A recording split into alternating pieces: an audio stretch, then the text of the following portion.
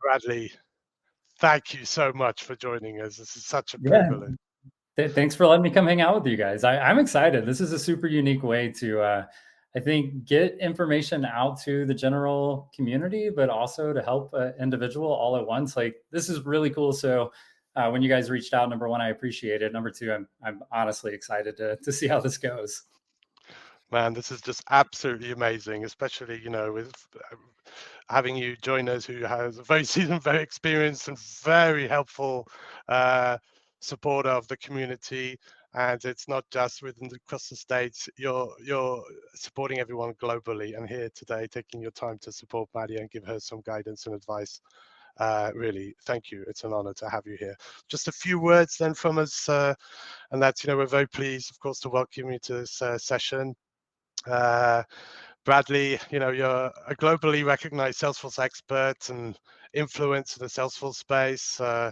Very impressive career, but you pivoted, and you're constantly sharing your passion for Salesforce and now empowering others, thousands through your various activities. Of course, Talent Stacker being one that's globally recognized, with you also behind that company.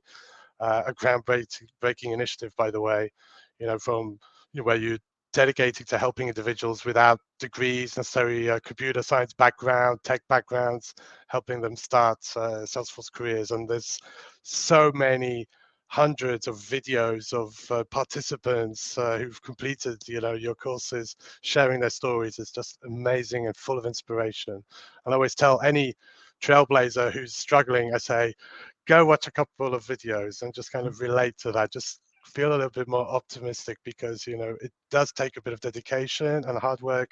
Everyone can get there. There's a place for everyone in this ecosystem. But yeah, today, Bradley, you've supported thousands, if not tens of thousands of Trailblazers in securing their first roles. So such a pleasure to have you here. And thank you once again for being with us here today. Yeah, absolutely. It's an honor. I appreciate the praise. It definitely comes with a team, right? Like, there's a lot of us behind this thing. I mean, I would love to take credit for a lot of this, but it's a huge group, and I don't think a lot of those people get the same FaceTime that I get, but they're as important, if not honestly more important than I am at this point. But it's a pleasure to receive some of that praise. First of all, I'm really curious, what inspires you to find Talent Stacker, and what was the pivotal moment that drove you to transition from being a Salesforce professional to mentoring others?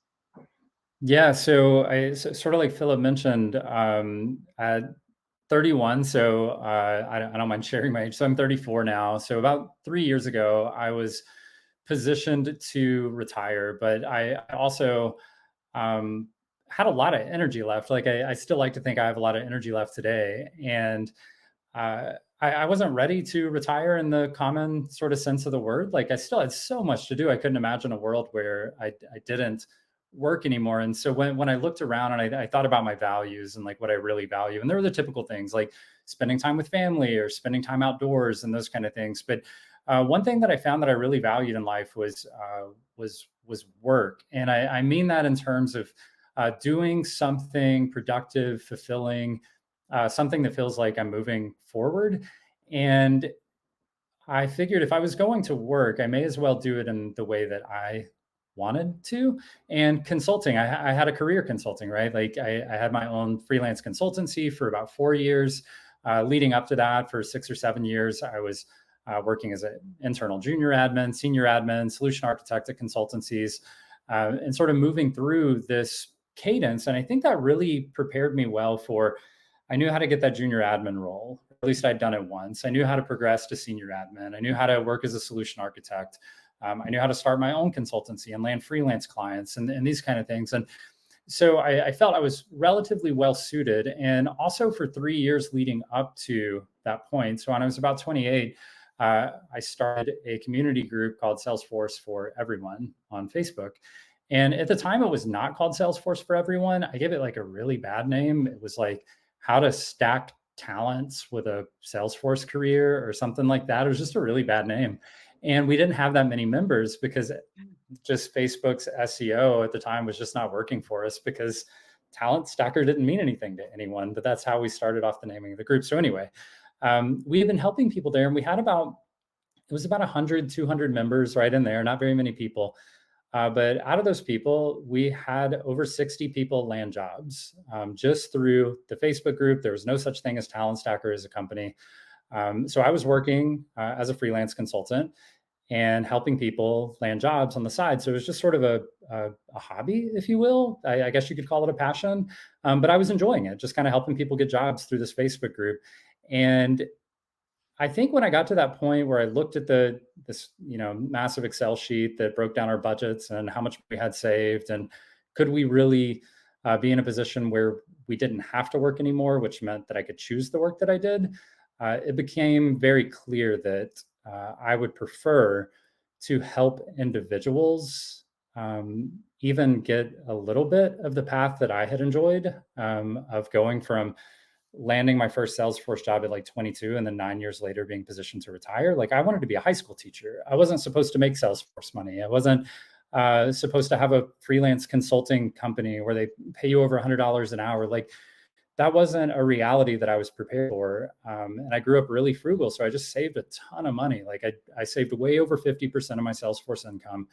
And that led to being positioned to retire early. So anyway, super long way of saying, I followed what I believe to be my passion now. Passion's a strong word for me. But I enjoyed this before I got paid to do it. And I enjoy it now that I do get paid to do it. So when people ask, would you do this if you didn't get paid? I don't have to worry about that because I did it for 3 years without getting paid to do it. So I know the answer to that question is yes. And I far enjoyed having somebody say, I lost my job and I was really scared.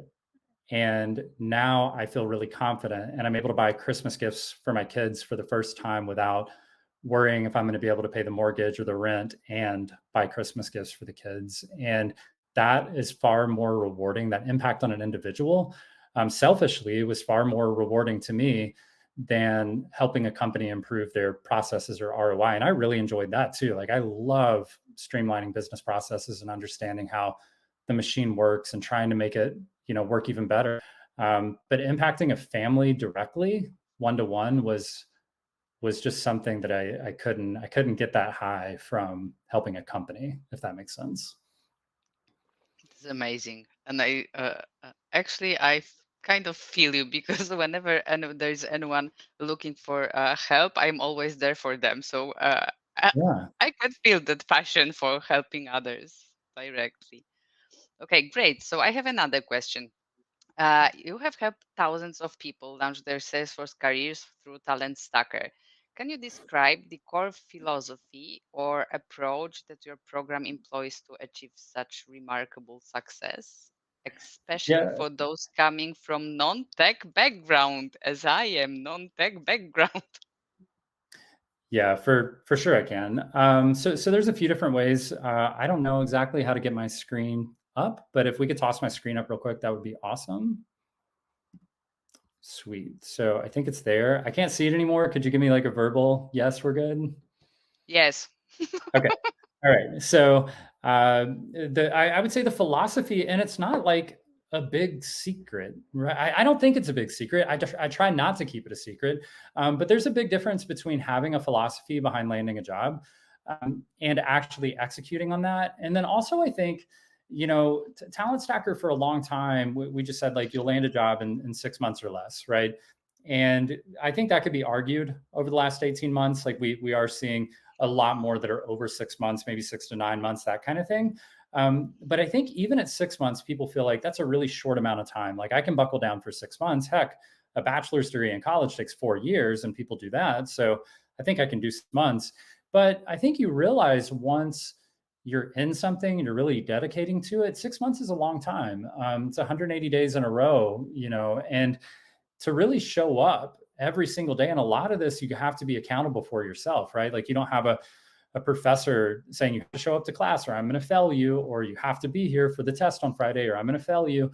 And without that happening, you have to lean on yourself quite a bit. But the good news is you have to be accountable like that if you're going to have a remote job, which most of these jobs are remote anyway. So if you're going to have a remote job, you have to be, self-led and self-determined and able to move forward without somebody saying, hey, if you don't show up, I'm going to fire you. Like they're not going to say that. They're just going to fire you. So you have to be driven.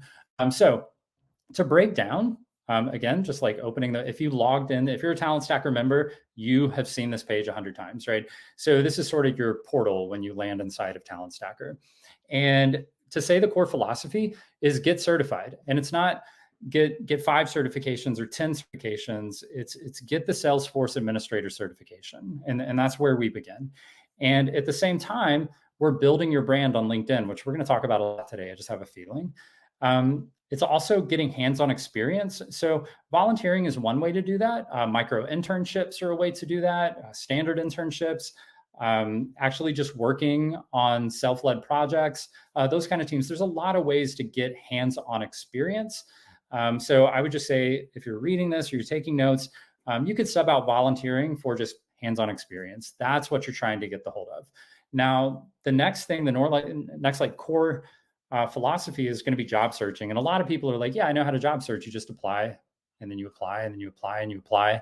And then you post on LinkedIn that you applied for 100 jobs but didn't get one. And then a month later, you say you applied for 200 jobs and didn't get one.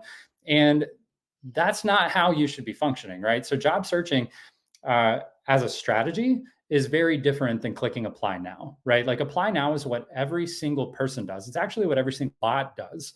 It's what every automated system out there already does. So if you're only doing as well as a bot in your job search strategy, then you're not doing any favors to yourself. You're not, I know Ben McCarthy was on with you guys last week, and he said, you have to differentiate yourself, right? And he spoke of a few different ways of differentiating yourself. Well, this is a huge one.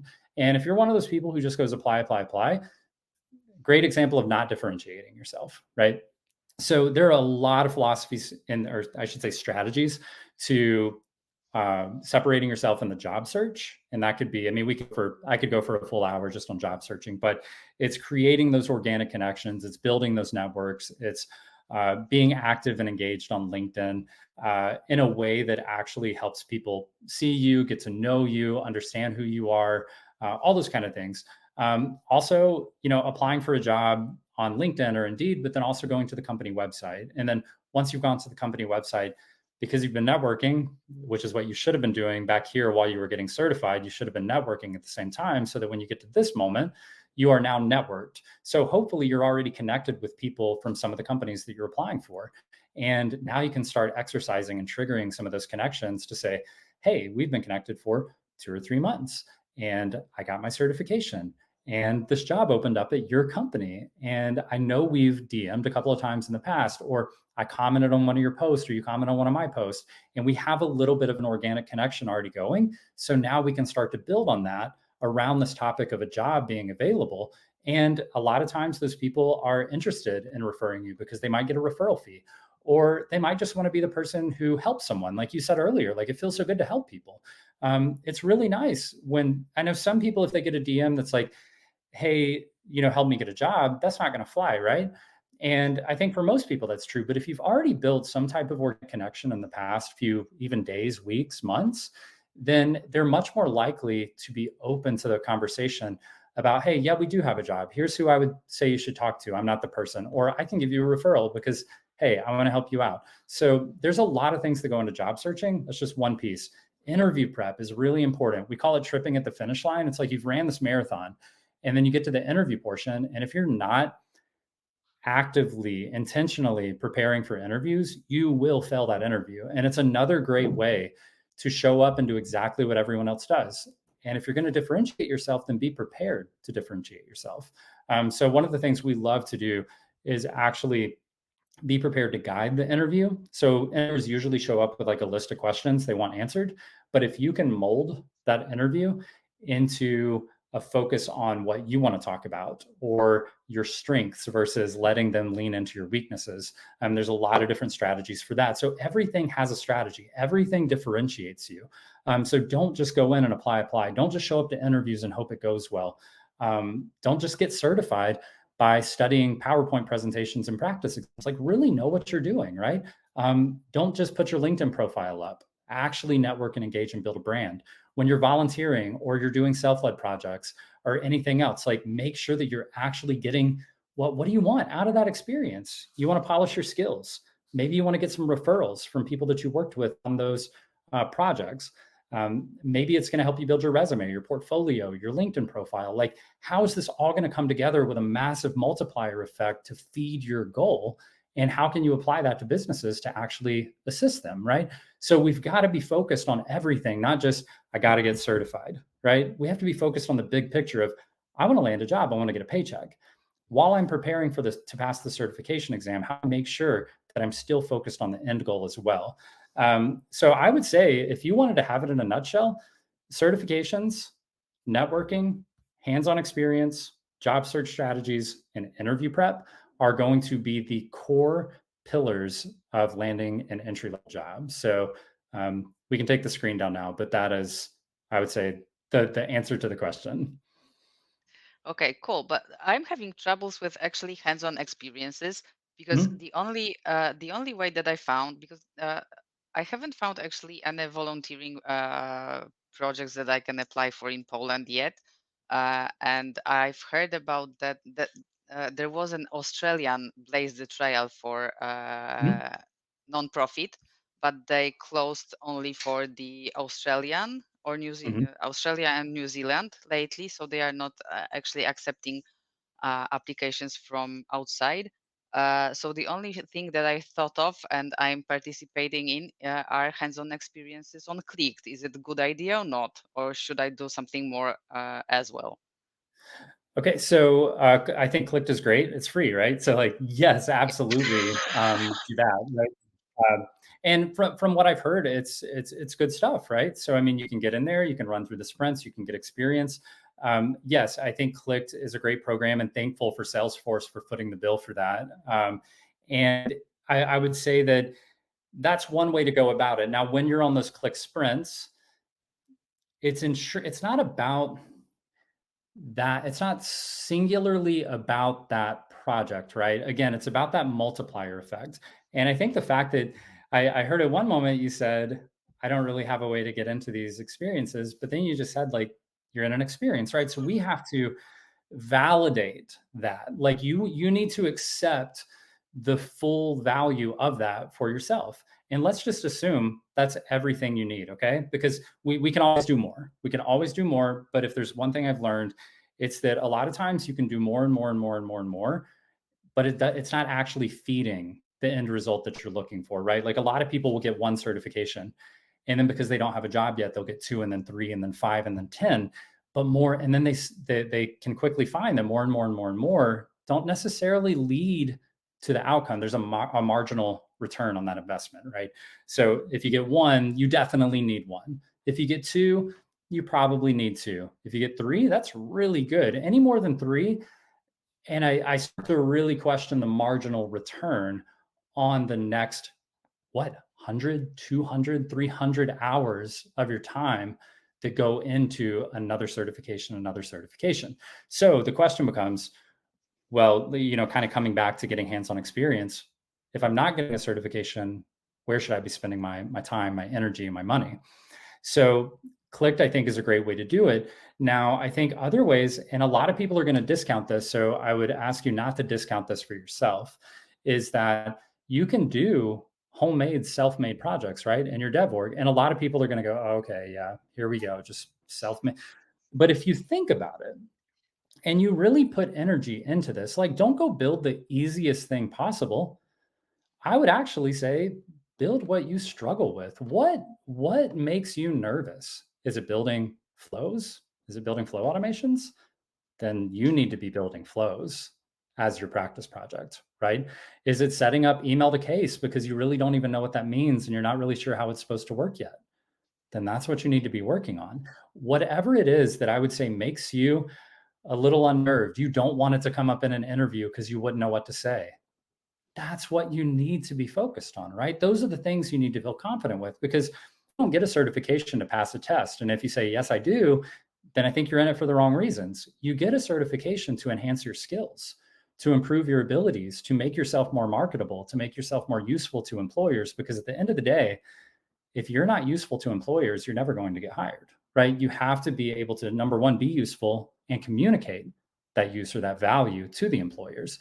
Because again, at the end of the day, especially consultancies, they're in it for the money. Like they are in it to bill you out at X number of dollars an hour and pay you something less than what they billed you out at and make a profit. That is how the business works.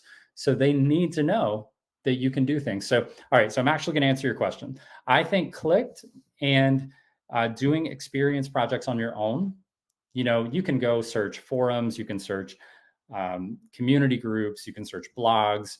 What are great examples of experience projects, right? And go do them and really mean it when you do them. Don't cut corners. I see so many people who are like, well, I finished all the Trailhead stuff for the admin exam. And it's like, did you do the super badges? Well, I didn't do the super badges. And it's like, okay, well, you already know you cut corners then, right? Because they're hard and they take time. So let's make sure that we actually, and so don't cut corners on your practice projects.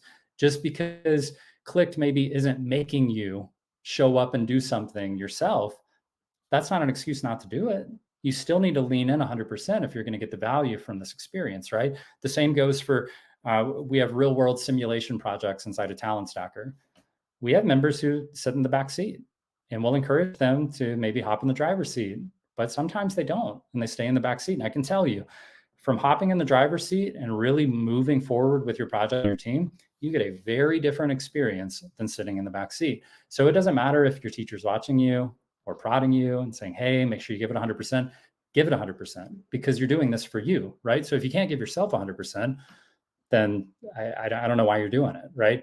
So focus in on that. I would say do your own projects, but the thing is you have to communicate the value. And that's where a lot of people drop the ball. It turns into, I got accepted for a clicked sprint. Yay. And everybody says and they can comment congratulations, right? And then they finish the click sprint and they say, I completed the click sprint. And everybody says, yay. And they like it and congratulations. But where it falls through is how are we going to communicate that in an interview?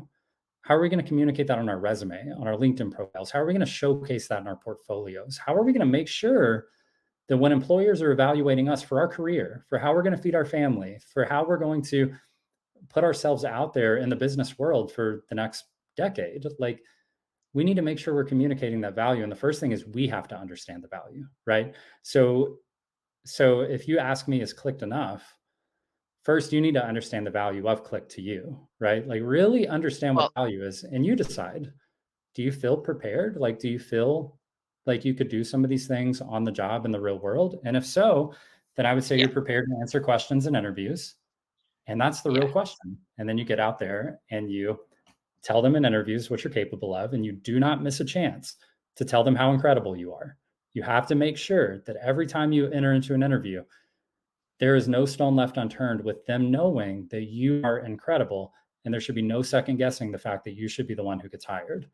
And I think if you can go in with that confidence, then you've probably got the experience that you need. And I think you should go in with that confidence anyway. Well, yeah, thanks very much. That's a great advice, though. I'm the type of person that actually all the time sees the how much I don't know and do not appreciate how much I already know, right? So that's kind of difficult for me. But definitely, I think that clicked experiences gave me a lot of self-confidence and a lot of knowledge that I didn't have while I studied on Trailhead. So that's kind of like totally different world and different the brain state after having some of them. You should be ready to answer those common questions, right? Like with really good answers, like what is something you're most proud of that you've worked on Salesforce, right? And I don't know that I would necessarily just me. I don't know that I would say I was working on a personal project or I was working on a clicked project, or because a lot of people know what those are now, right? And unfortunately, employers will discount things that they don't see as real experience, right? So it's up to you to communicate the value. And so I would say don't go in there saying I'm doing a click sprint or I did a project in my org or I did a super badge. Like we're past that. We're past that. We are ready for jobs. We're not, trailhead learners anymore. Like we are, because we're lifelong learners, but we're job ready. And so we have to communicate that. So I would go in and I would say, hey, what's a project that I've worked on? Well, a project I was working on, this was the problem. And here's how I plan to solve that problem. Here's how I solution that problem. And this is the outcome from the work that I put into that. And that's how I would communicate. Anytime somebody asked me about work that I've done, I would always communicate it as, here's a problem, here's how I solutioned for it, here's how I implemented it, and this was the outcome. And I think if you can communicate that way and leave the word volunteer out the window, leave the word clicked or sprint or free or whatever it is that those words you're using to mitigate the experience, like leave those out the window and own your experience. Okay, cool. Great. That's a great advice. I need to think about it, and I need to actually repeat it to myself every night before going to bed, so I remember it. Okay, so I would also like to ask you about the Trailblazer mentorship program. Can you explain how it works and what it offers to participants, and basically what it's all about? For sure. So could we pop my screen up real quick? Thanks for Philip in the background making this all happen. All right, awesome. So Trailblazer Mentorship, you can see it right here, trailblazermentorship.com. So this is free for everyone in the community. So all you have to do is head over here, and then you can click this button, or you can scroll down yourself, and you can say you're looking for a mentor, which would mean you are a mentee, right? So that's most of the people probably on here. You could say you're looking for a mentee. So that means you want to be a mentor. So you're looking to give back, which is amazing, because this platform does not work if we do not have amazing mentors. These are resources actually for mentees and mentors to make sure that the experience goes off as valuable as possible. And then we have a Mentee Alliance, which are basically companies that are funding this platform to make this possible. Because when we built this, we wanted to ensure that it was not funded by one company, because we wanted to ensure that this thing could live on, even if one company decided they didn't want to do it anymore, right? So we've seen in the past, like the Salesforce mentorship platform kind of went away because Salesforce said it's not really their focus at the moment, or whatever it was. And we appreciated the mentorship platform while it was here. But now it's not. And we wanted to ensure that this was not sitting on the shoulders of one company. So you can see there are a group of alliance partners at the moment that make this possible. So if one of these companies decides they don't want to do it anymore, that does not take the whole platform down. It just means we find another sponsor. And so you can find some stories here, but the goal of this is you get one-on-one mentorship with a mentor, and that is 1 hour for four sessions, 1 hour each. So it's a total of 4 hours of sessions one-on-one with a mentor. And the really neat thing about this, I believe, is that the mentee actually selects the mentor. So they go in and they filter the mentors on what they're looking for. When you come in there, you are actually getting access to select your own mentor. So what this allows is for you to not feel uncomfortable with someone. You can go in and say, hey, I'm looking for somebody because I'm looking to land my first job. And maybe I have a Salesforce administrator certification, but I don't have any hands-on experience yet. And you can work with someone who can mentor you from where you are. You might say, I don't have a certification at all yet. And you can work with someone to mentor you from there. Or you might be somebody who's already in a Salesforce career and you're looking to maybe job hop to your second job or third job, or maybe you're just looking to start freelancing or anything in between. And there are mentors for everyone. You can select mentors in your locale. You can select mentors. Maybe if you're more comfortable with somebody who's the same gender as you, you could select somebody who's the same gender, just all those things. So it takes the weight off of you applying to be a mentee and then randomly getting assigned a mentor that hopefully has advice for you, where in this scenario, you actually as the mentee, and then the mentor does have the opportunity to accept or decline you. But if you've done your due diligence and you've selected a good mentor for you, typically they're going to accept that request and bring you on as their mentee. And you work with them one-on-one for 4 weeks, 1 session a week for an hour, and the outcomes are pretty incredible. So I would say check out some of these stories down here on what it's really like, and you can find the mentorship resources here, but feel free to apply. Again, this is free to everyone. So we appreciate mentors, and of course we appreciate mentees. and making those connections. And I can say with this latest, we are getting to accept mentees for the current cohort this week. And we are poised to be able to accept over 50% of the mentees who applied.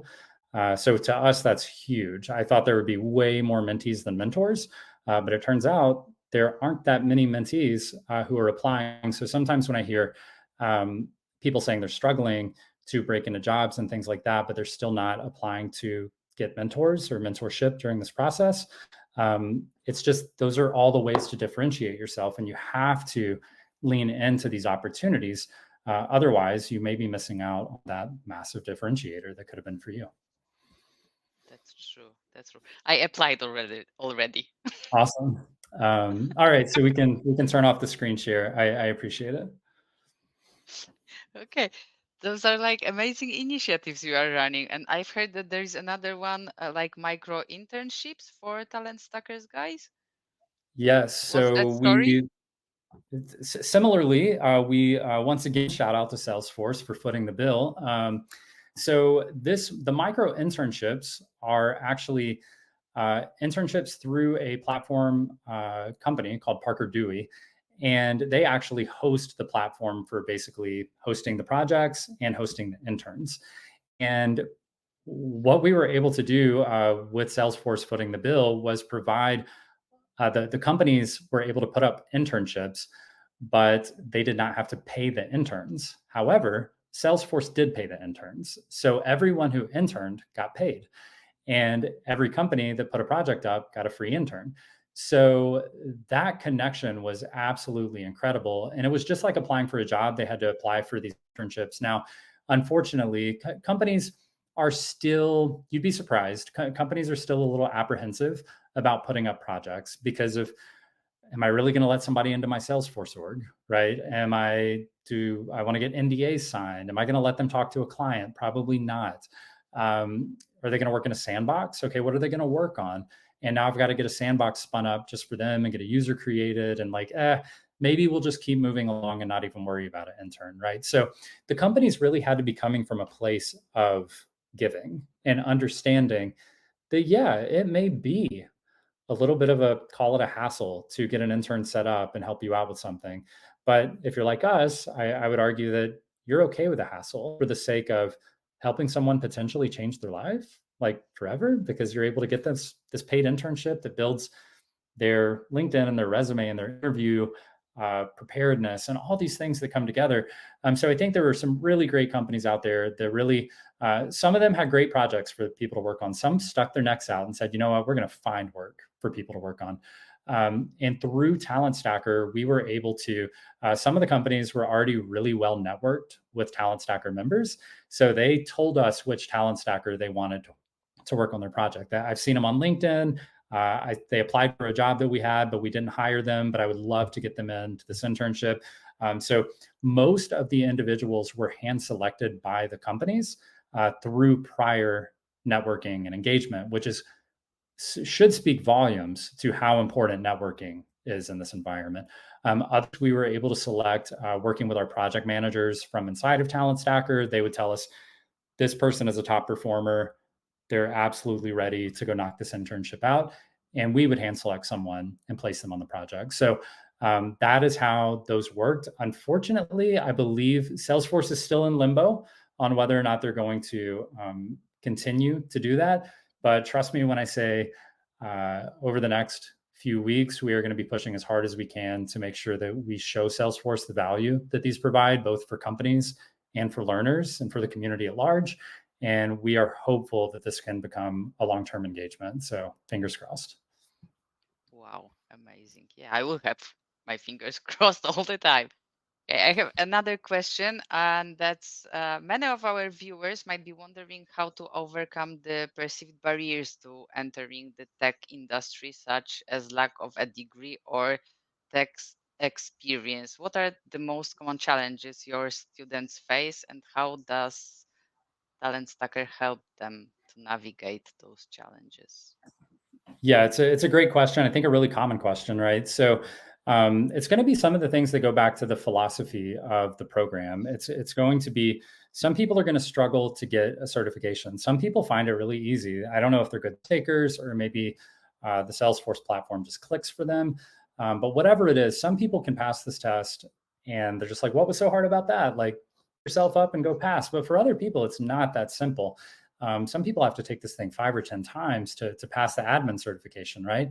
So if you're one of those people who passes this thing and it feels pretty easy for you, congratulations. Like, consider that a gift, and just know that not everyone passes these quite so easily. So we have 3 different ways that we prepare people for admin certifications. That's going to be one piece that a lot of people struggle with. So we do SOS training, which is we take real world questions that have come up for individuals, and we actually do small group training where we just say, hey, here's the email that came in that has the problem. Raise your hand, chat in the comments. Where should we start to try to find the solution for this problem? So we don't tell them the answer. We don't PowerPoint presentation the answer to them. We guide them as they actually solution for the problem and take them through the thought process of actually being a Salesforce professional and actually figuring out where these problems are rooted and how we can fix those. So that's SOS training. The other training we do is called build along training. And that's where we actually build a Salesforce org utilizing all of the concepts from the certification exam. So that's another way to get hands-on and actually put these things into practice, not just select A, B, C, or D and hope you got it right. And then the third way is just fundamental, like you would expect. It's PowerPoint presentation style with practice exams intertwined and really just preparing to pass the test. So there's 3 different ways we do that. I would say that's one big struggle. Another big struggle is networking. People look at LinkedIn like it's just another social media platform, and they've told themselves that they don't like socials. So they kind of say, hey, I'm not going to do LinkedIn like you're saying to do. And that can really hurt people. So getting involved on LinkedIn, and in my opinion, it's a must. I know some people are able to somehow get around that, but I think for the average person, you have got to be very intentional about how you use LinkedIn. And it's going to be pivotal, not just landing this job, but landing your second, third job, and more opportunities becoming available to you.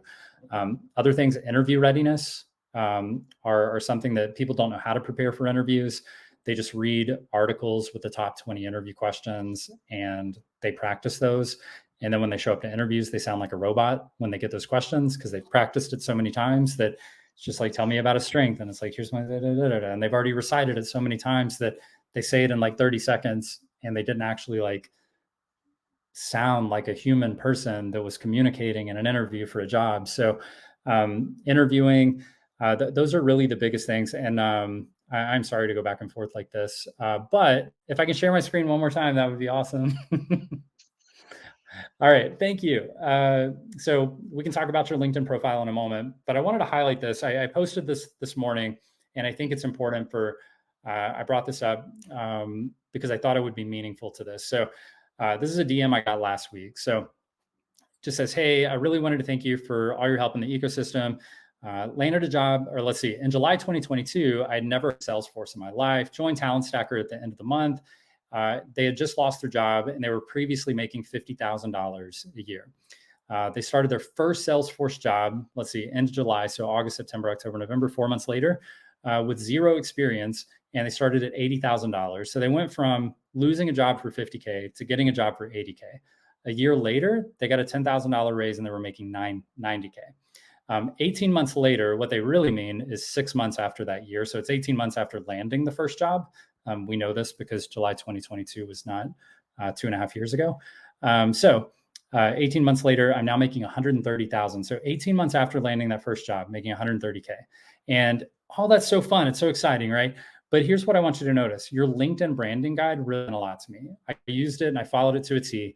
Now I get offers from recruiters almost every single day. You can read the rest of this on LinkedIn if you want to.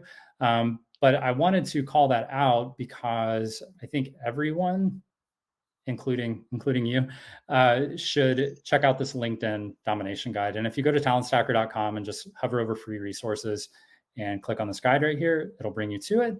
And I've got it opened in this tab. It is a step-by-step going to walk you through, lesson 1. It's 16 pages. I know it feels like a lot, But if you're not willing to put in work, then you are not going to get results. That's pretty much guaranteed in all things in life.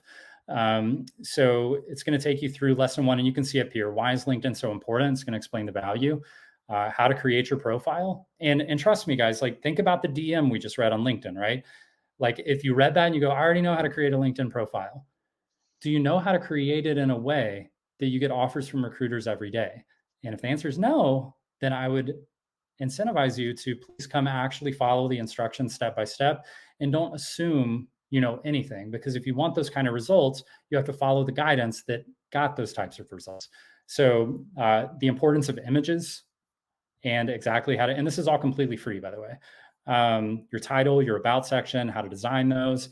We even have placeholders in here where you can copy paste and adjust it or drop it in GPT. How to engage on LinkedIn, like how to organically network, all those kind of things. So anyway, it's going to break all of this down for you, which groups to join, how to talk to people, how to just share other people's posts effectively, some other free resources. So I would highly recommend, again, talentstacker.com, free resources. There are others here too. LinkedIn Domination Guide is one of them.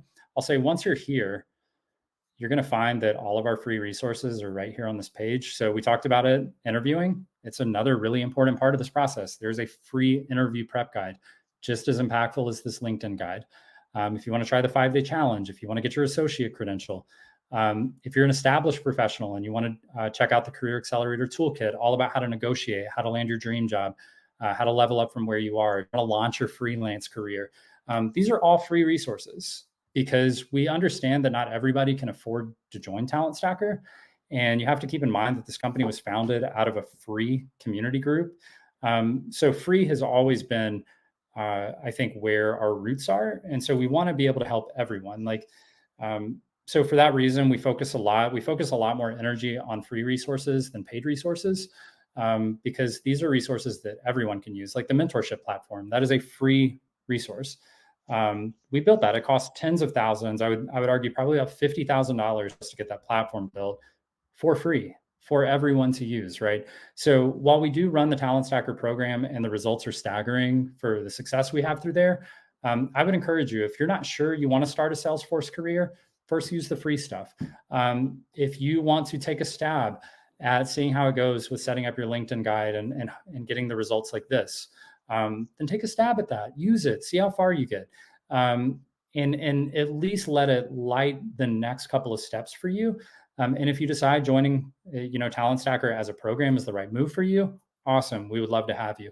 If you can do this thing on your own, that's awesome, and we're happy to serve you for free. So that's what I would say are the biggest obstacles. And honestly, if there's an obstacle, there should be a free resource for it right here. Like, these are the things, if you do nothing else, just download these free guides, and these are going to cover all of the obstacles you're going to face in landing a Salesforce job, because that is our entire mission. So of course, we've created resources specifically for those obstacles. Cool. I think that the only other thing I'll say is, so I don't have to ask to share my screen again. If you go to talentstacker.com/wins, you can just sort of check out some of the stories. We try to create enough of these that you can find someone that you relate to. So whether you're a stay-at-home parent, or you're maybe a military spouse, maybe you're fresh out of college, or you're out of high school without a college degree, maybe you're in a different country, all those kind of things. You can scroll these. It's pretty much an endless scroll. There's hundreds you can come take a look at, and these are just the videos. So there's plenty more, but you can always reach out to us if you have any questions. So I would highly recommend checking those out. All right, that's it. Talentstacker.com/wins, and you can take my screen away for good this time. Bradley, I'm going to keep the screen still, okay. Your screen shared, because I noticed you pulled up Maria's LinkedIn profile. All right. So I was just wondering, would you want to share some feedback with her, see what maybe she's doing well, what's missing in your opinion? And yeah, I'm out of here again, so I couldn't resist myself. Thank you. Yeah, are you ready for this, Maria? Of course, I'm always ready. All right. This is the fun part where the general public gets to watch me critique your LinkedIn profile. Awesome. So ask me any questions you have. I'll jog through it, and we can sort of go from there. All right. So I'm gonna no holds bar. All right, first of all, I can see right out of the gates, you are set up as a creator. So Am what I? this, the reason I know this is because you have followers. I believe, so this could have changed recently. I know there was a change with creators, so I could be wrong. But I would just double check and make sure that if you're not, I'm just gonna remove you as a connection real quick and see how your profile appears to me. Let's see. So to connect, I could be wrong. So they may have changed that. But I would just make sure you're not set up as someone who wants to be followed. Rather, you are someone who can be connected with is one thing I would look at. I think your background, your imaging looks great. Like you look super approachable.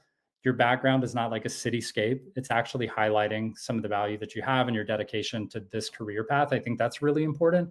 A lot of people want to get into any technology like AWS or Salesforce or maybe like HubSpot or something else. And I think as having worked with a lot of Salesforce employers, I'm looking for someone who's dedicated to this craft.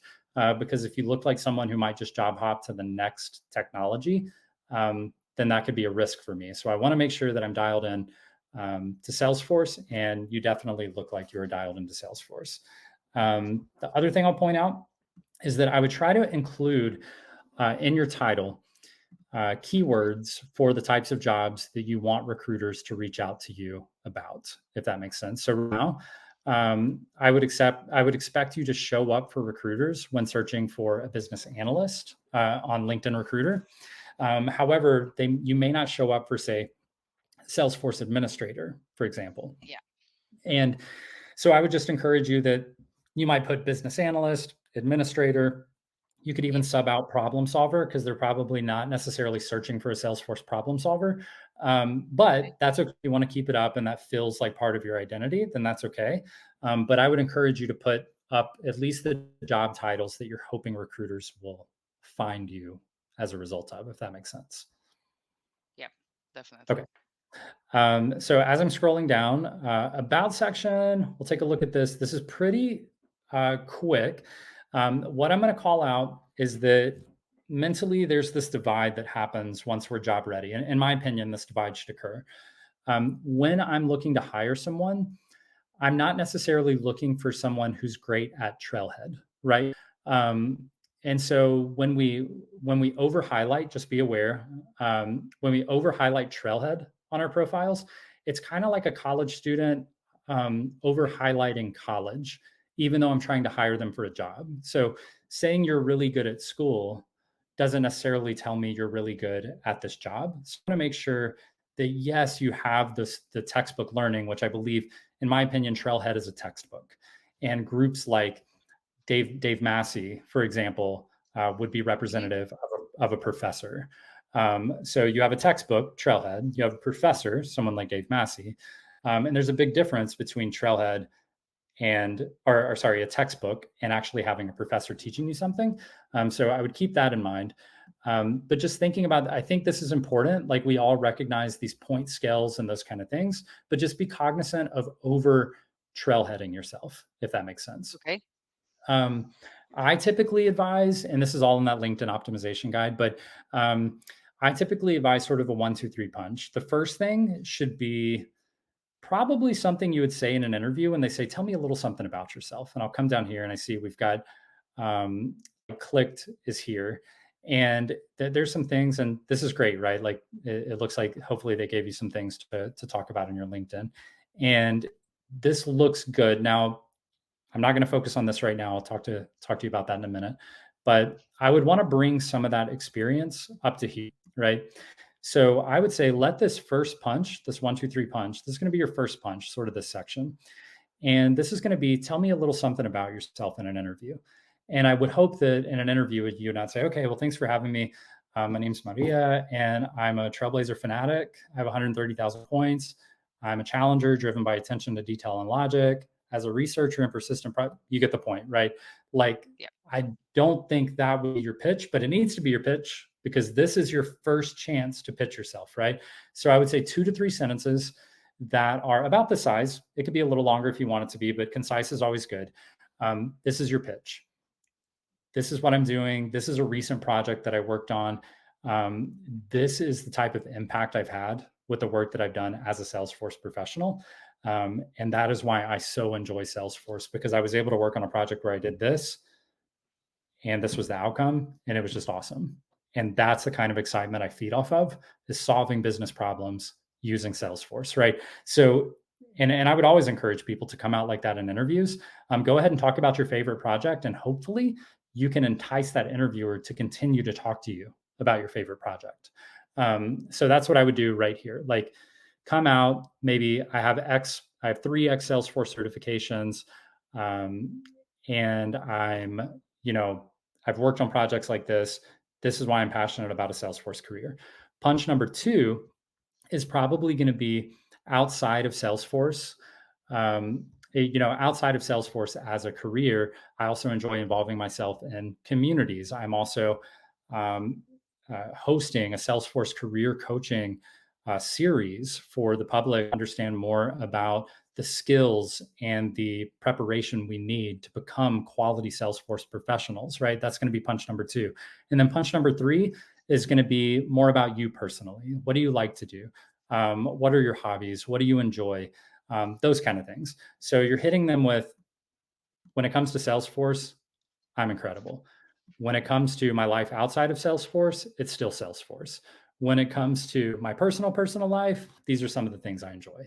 And that's how I would cater your LinkedIn About section to really have the highest impact. And that's also how I would be talking in interviews, if that makes sense. Yeah, that's amazing. That makes sense. Okay.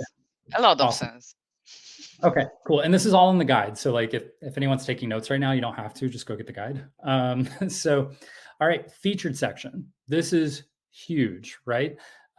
This is massively beneficial to you. And as much as I'm looking forward to seeing my face to the right of Ben McCarthy's face on this featured section, I would encourage you not to put me in your featured section. And the reason for that is that this is about you, right? Like, this is to feature you.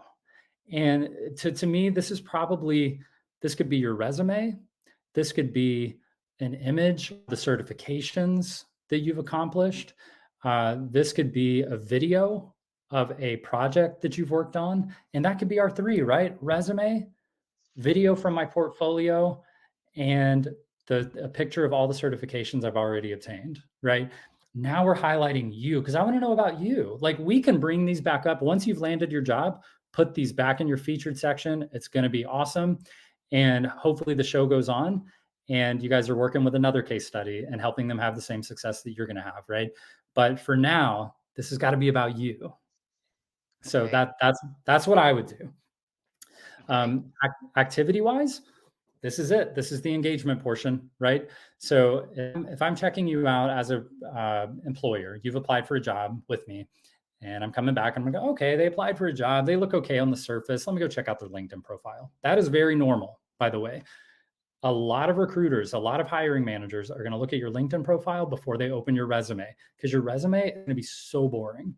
But your LinkedIn profile could actually be a little bit fun to check out. They might get some videos. They might be able to see how you interact in a professional environment. What do you post about? What interests you? How do you speak to people when you comment? Are you in there arguing and bickering with people? Or are you up there lifting, adding value, creating more knowledge and showcasing how amazing you are, right? So I'm going to go check out your post, and you already know what your posts are, but I'm going to find out.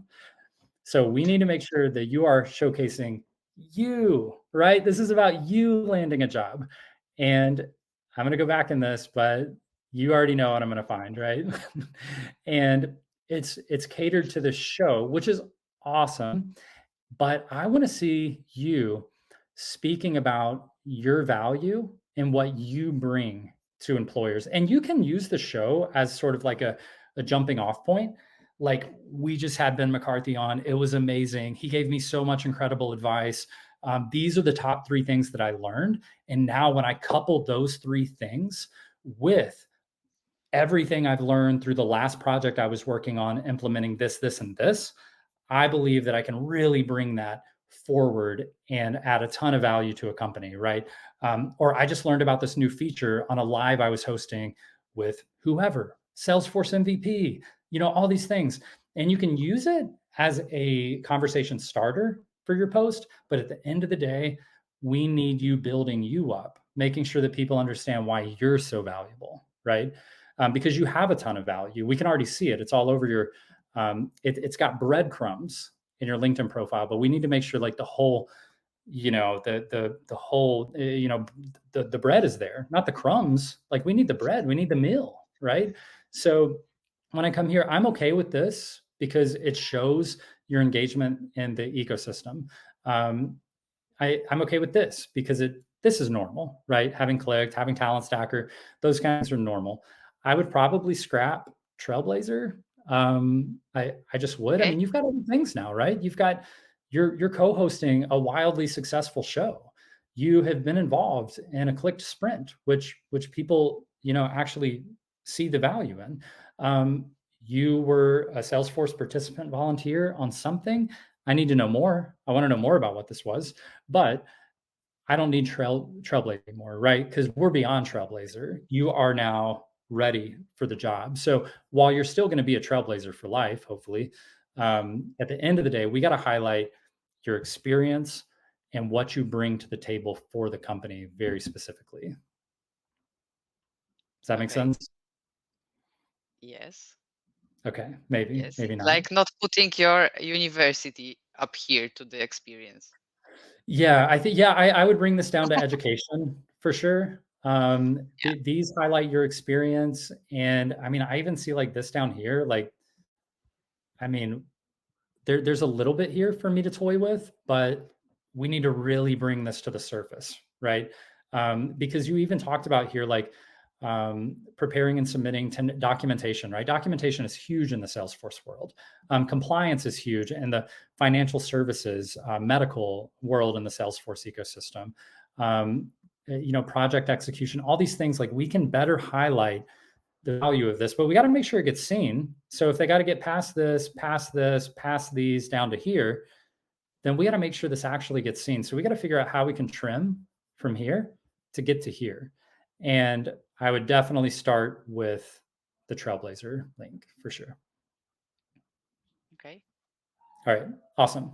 All right. So now education, I'm okay with. I don't think anybody pays much attention to education. I somehow clicked on an ad. All right. So let's see. I'm back to your profile. All right. Here we go. So this, right? What? Like, why are we highlighting our Microsoft certifications? Like, we're in it for Salesforce. I would make sure, and I'm sure you have them in here, and I know it's not the easiest thing in the world. Yeah, they're right here. So I know it's not easy. I can't remember exactly how you do this. I think you might have to delete these and then add them back. Okay. But there's some, it's kind of quirky, but at the end of the day, I want to come to your profile and I want this to be Salesforce certifications for sure. Yeah. Yep. All right. One section, your skills. I skipped projects and volunteering. I would pull your skills up higher because this is something that I'm going to look at, right? So like if I'm looking, it tells me if people have endorsed you or not. It may not mean anything, but it means something when you see somebody's profile and they just have like 99 plus endorsements for certain things, like Salesforce admin, right? Salesforce flows, nonprofit cloud implementations. We have no endorsements for these. And I'm not surprised because they don't even show on the front page of our LinkedIn, right? So we have interviewing and public speaking. So if I was hiring an interviewer or a public speaker, this could be cool. But I want our skills highlighted here to be Salesforce related. Salesforce, yeah.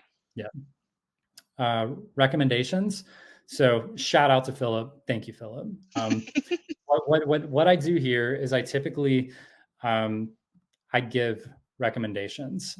Give to receive is sort of the thing, and don't expect to give 5 and get 5. It's not going to happen. So if you want to build this up, I would recommend maybe write recommendations, meaningful recommendations for maybe 10 people, and then you're likely going to get 2 or 3 back from people who will basically say, man, that was really awesome that she wrote me a recommendation. I also recommend her. So if you're going to be strategic about it, write recommendations for people that you think are nice enough to write you one back.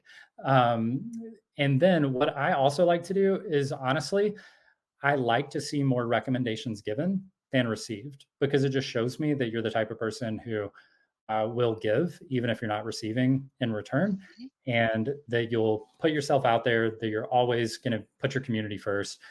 Is going to move the needle? I don't know. But I think if I've got a LinkedIn profile and I've got a chance to put myself out there in a way that might change the perception of me, or it might be that 1% difference that gets me the interview instead of the next person, then I'm going to make that adjustment. It's a one-time thing. Like, we don't have to do this over and over. We fix this up really, really nicely one time, and we're not going to have to touch this very often. So hopefully that makes sense for LinkedIn feedback. I'd probably just take courses off. Languages in your case is cool to keep. I wouldn't have language because I just have the one. And so I would take off courses. You just want to make it easier to read, right? I would probably take off volunteering because we've got that up here. I would keep it up here and remove it down here. I think projects is okay. But otherwise, yeah, I'm trying to make this as easy to scroll as possible, because LinkedIn is a bunch of, gray and white and black boxes anyway. So it's pretty dull to scroll through. So we may as well make it as easy as possible on the people who are willing to scroll through it for us. Okay, cool. Great. Thank you very much. I'm going to do it just after our session. Sure, for sure. No, take your time. Check out the guide, because the guide's going to layer on through, it's going to go further, right? Now that we have our profile ready, how do we head out into the wild, wild world of our feed and start actually engaging and posting and doing different things? So once we get out here, that LinkedIn guide is going to take us forward and say, like, well, how do we engage? How do we connect with people? How do we communicate with people in a way that we can actually build meaningful connections that are going to lead to job landed, and not just have our LinkedIn profile sitting up there, collecting dust. Okay. Hopefully that helps. Okay.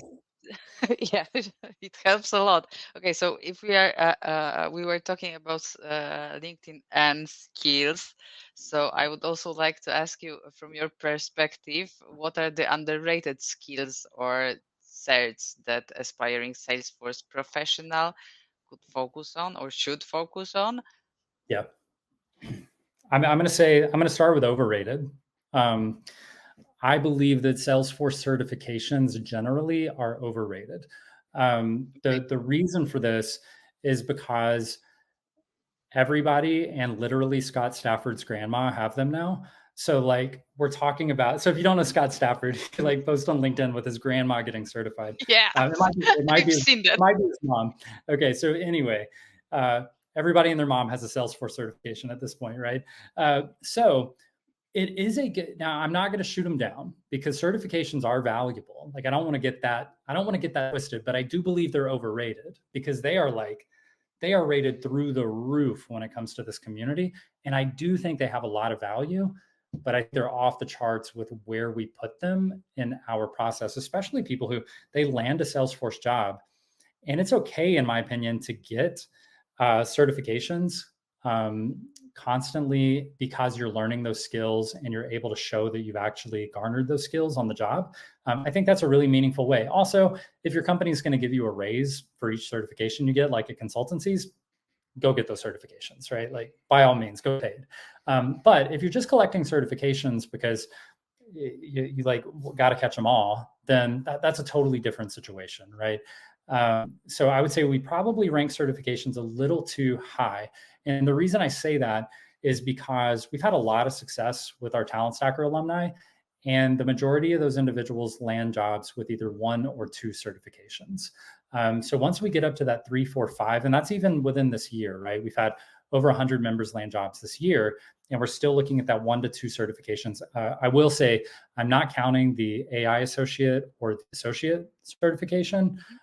So typically we'll see admin and business analyst, or admin and platform app builder. Those tend to be the 2 certifications that people have when they land a job. I don't think it really has to do with the content of the certification. I think it has more to do with just public perception that those are both meaningful certifications. And it shows that you've put in enough effort certification wise that okay, you're dedicated to this, you know what you're doing, you've got some skills. Okay, now I got to look for what's next. That's not going to get you an interview. So what's next? Now I've got to move into things that I believe are probably underrated, right? And LinkedIn is going to be one of those. Like, and it's not just LinkedIn, right? It's networking, it's DMing, it's building connections, it's actually having people know your name, right? Like, if you ask somebody at a private event, who is Maria, like, you hope that they know who you are, right? Because of your skills and because of how you've posted, of how you've engaged, of how you've DM'd them. All those types of things that come together where people actually get to know you a little bit. I think that is highly underrated. And so many people say your network is your net worth, right? But they don't know how to network. Then they'll tell you how to network. All these things, like, it's who you know. It's not what you know, it's who you know. But like, how do we take it to the next level? How do we get to know people, right? So that's a big part of this. And you'll notice even in the comments, like, I can see some of the comments coming in. These people know each other, right? Like, a lot of times they're going back and forth. They're mentioning each other. They already have relationships built with one another, right? And so networking is what causes that. Networking is what causes you to post and have somebody you actually know comment, or have someone you actually know DM you randomly on a Sunday evening. Those are the connections that we need to be building, and it's massively underrated. I think we poke around, we put a post up, we celebrate our certifications, but we forget to actually build meaningful connections. And this is a small world. The Salesforce world is so small. When you actually know people, it blows the doors wide open on the opportunities that come to you. I believe this was true for last year.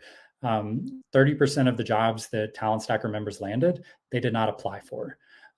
So that should tell you that the networking connections, they matter a lot. And in fact, if you don't have that in place, you're going to miss out on 30% of the job opportunities that exist, because those are likely through direct connections and people who just said, hey, my company's hiring. Do you want to come interview? We don't even have the job posted. Just come interview.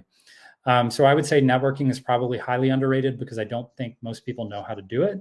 The other thing is, I went to Florida Dreamin' last year, and I had a lady sit down beside me, and she said, hey, you don't know me, but I've never hired one of your members. And I was like, oh no, here we go. But what she said was, every time I interview a talent stacker, I always know it's going to be an enjoyable conversation, because they don't just answer questions, and they come prepared, and they're actually ready when the interview starts, and it's clear that they prepared for this moment. So every time I interview a talent stacker, it's always an enjoyable conversation. And so she just wanted to give praise for that. And to me, that's huge. And that's how everyone should be trying to prepare, right? Like, that's how you're going to get the job. Do not walk into a job, because they're going to interview probably 10 or 15 people this week for that job. You don't want to look like everybody else. You don't want to sound like everybody else. You don't want to be as prepared as everybody else. You want to be a little bit different.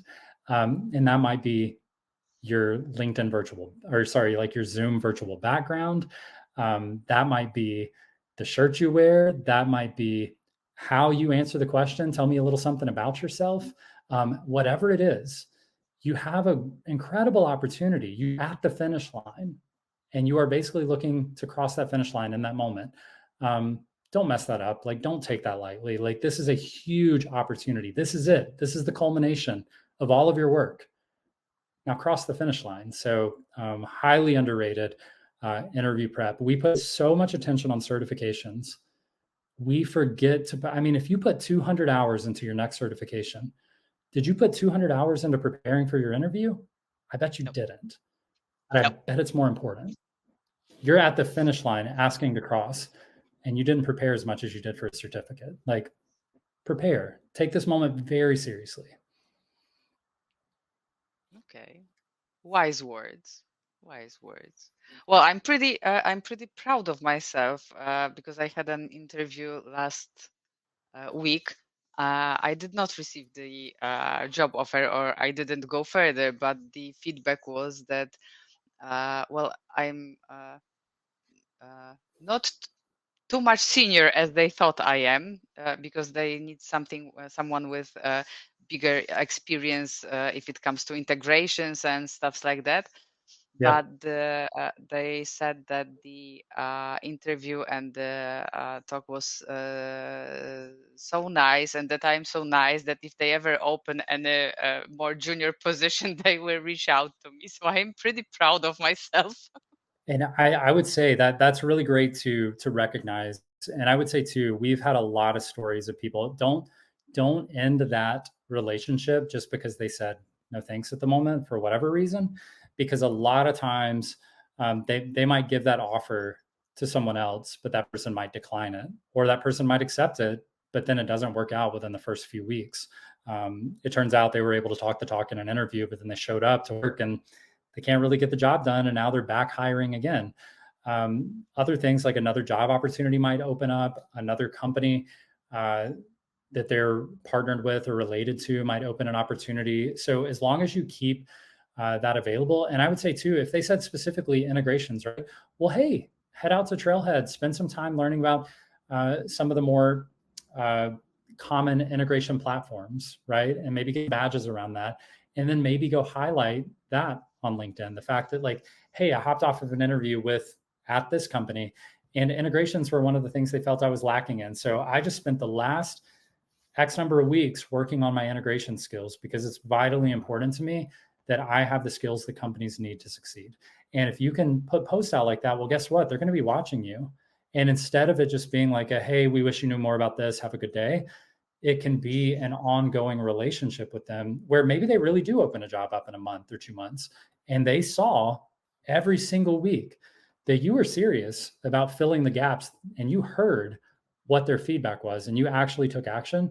And worst case scenario, you're able to take those skills to a different company, right? So I would just always take no as an opportunity to maybe find some gaps, highlight those gaps, pour some energy into those, and be better next time. And best case scenario, you just get a call back or a DM that says, hey, we've seen what you're up to. Like, we'd like to work you into another role. That we've had companies create roles, right? It's like, we don't think you're a good fit for this, but we're going to create a new role because we think you'd be amazing at this, and they get them into that role. So just always put your best foot forward, always be kind, and just always keep the relationship alive. Yeah. Oh yeah, I've already connected with them on LinkedIn, so Good. I hope to get connection. But yeah, a good tip on working on the gaps. I wasn't thinking about it, so thanks a lot for this. Okay, I have also another question that I've prepared for today. Looking ahead, what trends do you see shaping the Salesforce job market in the coming years? How should individuals and organizations adapt to stay ahead in this evolving landscape? Well, I mean, I think the obvious answer is AI, right? Like, we could all say AI.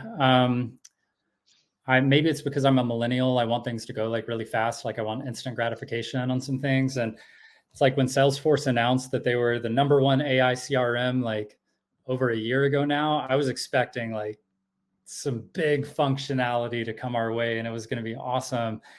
And I feel like I'm still waiting for the bit. Like Trailhead, or Trailblazer TDX was like a month ago, and I was like, here it comes. Like, they're going to announce something. It's going to be huge. This is going to be awesome. And then not really. So like, I'm still waiting for the big AI announcement that's going to be generally available, even in our dev orgs and everything else. I'm so excited for that. And I think that will occur here in the next year or two. So I think companies should early and often just be aware of what's going on in the app exchange in the AI space, but also in the standard functionalities in the AI space, and just stay on the front end of that. I follow a guy, his name is Mark Good, and he runs a company called AI Force. And as far as news goes with like what actually matters in the AI space, I tend to follow him as it relates to Salesforce.